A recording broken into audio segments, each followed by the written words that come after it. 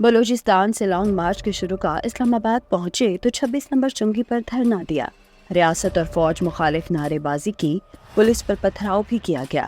Doctor مہرنگ Baloch سمیت Baloch youth committee کے مظاہرین کو گرفتار کر لیا گیا، جبکہ نیشنل پریس کلب کے قریب بلوچ اسٹوڈنٹس کونسل کے طلباء کو بھی گرفتار کیا گیا ہے. اس سے پہلے اسلام آباد پولیس نے خبردار کیا تھا کہ راستہ روکنے اور سڑکیں بند کرنے والوں کے خلاف قانونی کارروائی کی جائے گی.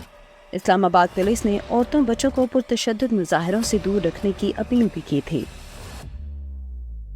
بلوچ یکجہتی کمیٹی کے اس مارچ پر افسوسناک حقائق پھر زیر بحث ہیں.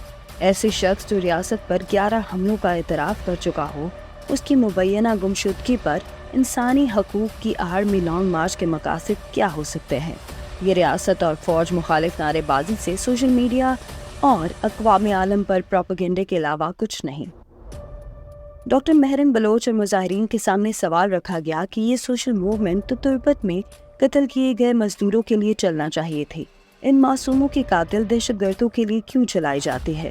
تو اس سوال پر جواب نے سب واضح کر دیا.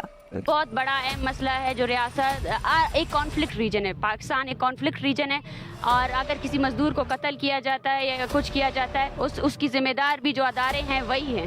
ٹھیک ہے، انہوں نے ہی ایک جنگ زدہ ماحول یہاں بنایا ہوا ہے، جس کی وجہ سے بلوچستان میں جو بلوچ ہے ان کو زندگی جینے کا حق. جواب نے مزدوروں کے المناک قتل کی کھل کر مذمت کرنے کی بجائے یہ جواز دینا کہ دہشت گردوں کے ہاتھوں مزدوروں کے قتل کی ذمہ دار بھی ریاست ہے، افسوسناک ہے. یہ واضح کرتا ہے کہ مہرنگ بلوچ اور مظاہرین کس ایجنڈے پر ہیں. یہاں یہ منطق بھی ناقابل فہم ہے کہ ریاست معصوم اور بے گناہ افراد کو لاپتہ کرتی ہے. ریاست ایسا کیوں کرے گی، جبکہ سب دیکھ رہے ہیں کہ ریاست گلزار امام شمبیر جیسے شدت پسند لیڈر کو قومی دھارے میں واپسی کا راستہ دے چکی. کل دہشت گردی میں ملوث BNA کا کمانڈر الفراز بنگلزئی 70 ساتھیوں سمیت ریاست کی ماں جیسے دل کی بدولت قومی دھارے میں شامل ہوا.